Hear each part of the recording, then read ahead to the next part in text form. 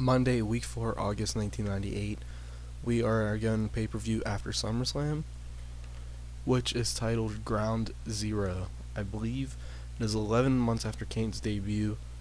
And speaking of Kane, we saw him getting heat on Stone Cold Steve Austin last week, again attacking Stone Cold after Stone Cold's match, hard-fought match with Owen Hart, gaining heat on himself to make it convincing that he's about to be champion. We saw the Undertaker start teasing his being not whiny, but one more match. I need it, Vince. I'm the guy that didn't take out Stone Cold, and you know it. We also saw The Rock defeat Rikishi, pretty much in a match to remind the fans how good The Rock is. Lance Storm, William Regal defeated Road Dogg and Batista after interference or scuttlebutt, some type of a deal. We're gonna see all that stuff play out a little bit more tonight. Mankind interrupted Brian Pillman's celebration ceremony over Mankind, and then Chris Candido made it known that he wants Xbox title officially by attacking him. So let's us kick it off with Paul Bearer in the ring. Alright, so we start off with Paul Bearer in the ring with Kane. He says Stone Cold, my client here, Kane, or whatever. He says Kane wants a match where the loser is the first person to bleed. It is called a first blood match. Pretty much, again, taken from real life, Stone Cold vs. Kane first blood match.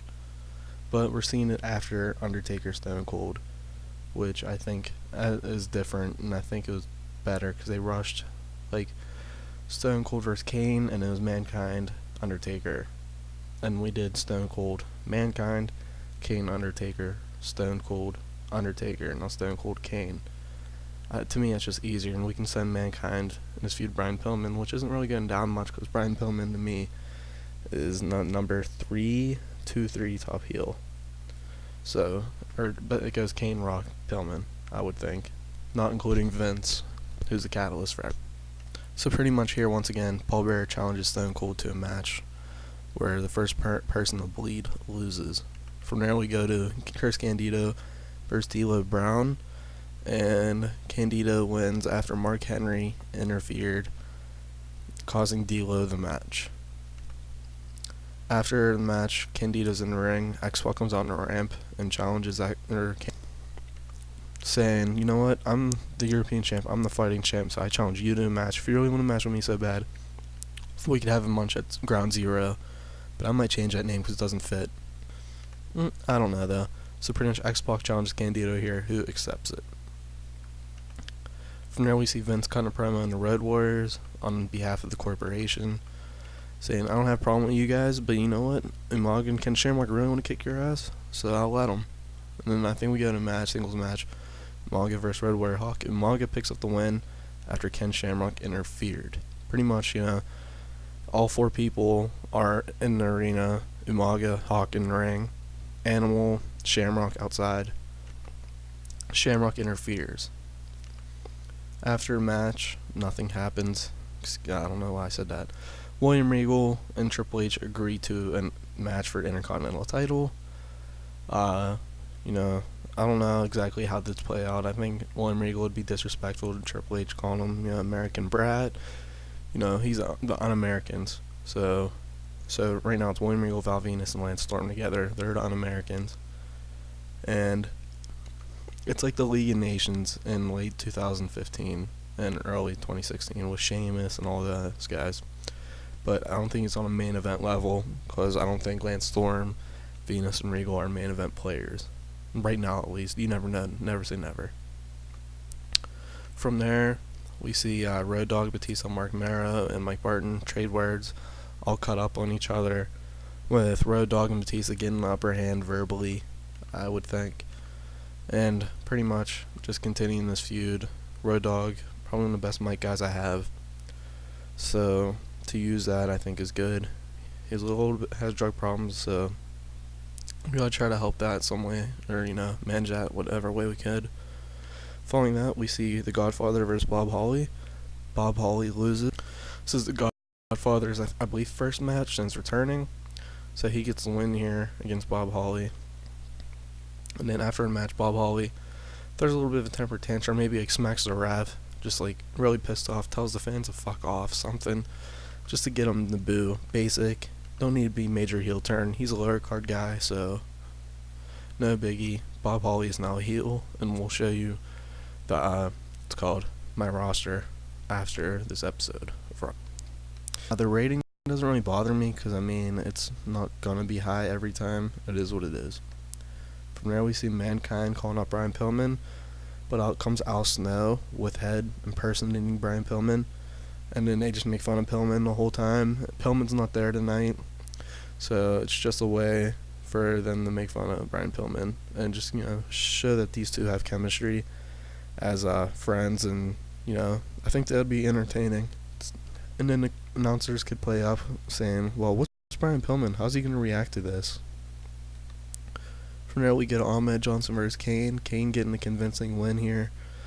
Ahmed Johnson's a formidable opponent, so have Kane get the win. Tells fans how good Kane is. Right after the match, we see Stone Cold come out, right, and he says, you know what, Kane, I accept your challenge, you know, good son of a bitch. You know, no physical confrontation here. I think, you know, we'd have security run in. I don't think you want to have physical confrontation every week, but it doesn't hurt. From there, we see Owen Hart versus Undertaker and double DQ when The Rock ran in and attacked Undertaker, and Owen Hart got involved pretty much. I'm still like blown away by the rating, but it's 2 of the 5 best, I think. So we see, you know, double DQ here, and then all 3 of them brawl after the match, and it's just out of control with these 3. They all want to be champs so bad, no stop at nothing. And hell, another good episode. No, I don't think maybe not as good as last week, but the highest rated Raw match I think I ever had. And then, you know, the last 3 segments are pretty good. Mankind impersonation with Al Snow is funny. It's very watchable. I'd really enjoy watching this Raw. Alright, I think it is 40-23 me. I will double check. We have 40, WCW 23. Okay, we get 41-23 here on a hot streak. So, you know, I just look at WCW and I think, how am I going to book the Invasion? Because I think, you know, we're going to follow that in real life. Somewhat, at least. I mean, I think we're going to try to buy them around WrestleMania 17. I think that adds up fine. But I don't know, I'm just looking at their company and seeing, like, the Invasion, like, I don't know, there's not that many guys in their roster I don't want to keep that many people over 40, because I just don't like doing that. There's certain guys that I already know I want, and it's going to be interesting to see, and I'm already thinking about it, and we're, let's see, probably 2 years from now we'll be in the Invasion Endgame, and then in real life, let's see, probably I'll be booking this, geez, I don't know, over summer. It's New Year's right now. Happy New Year's. Even though when you guys watch this, probably like summer. But yeah, I don't know what I'm gonna do with the Invasion, stuff like that. What do with her company. So let's look at the updated roster and my Excel sheet. Okay, pretty much I think this is a list of everyone in my company. We just had Bob Holly turn heel. I'd put him there. And I'd put Too Cool about Billy Kidman, personally. These guys are all the top players. I think Brian Pillman is above Owen. Actually, no, with Owen's performance recently, I think so, but it will switch Pillman and Shamrock, definitely. And then, you know, these, to me, this is like the upper echelon roster, upper mid-card, lower card guys. And then, you know, there's always room for Grell. Like, I think Gangrel is going to be around here by mid next year, about Mania. Matt Bloom, I'm looking for a tag partner for him. We discovered Lance Storm and have good chemistry tonight, so maybe we'll take advantage of that. But we're going to try other people as well. Billy Kidman, he's going to be good here and here. And then down the line, maybe even up here with his high-flying ability. No cruiserweight title right now, but we'll get there eventually with X-Pac, Billy Kidman, Eddie Guerrero, Chavo. when I bring Eddie back, Lance Storm, we have a lot of good different, guys who can be cruiserweights. So these guys are inactive. Actually, Al Snow isn't. I don't know why that was there. Apologize for that. But other than that, whoopsies. Other than that, this is the rosters. Tell me what you guys think of it. Is The Rock the top heel? And this is just like in between to give space, so it's like easier to look at. Same with this. Alright, so thank you guys for watching. 41 WWF, WCW 23, another hot streak. I'm gonna go back and count the win streak I'm on. Thank you guys for watching.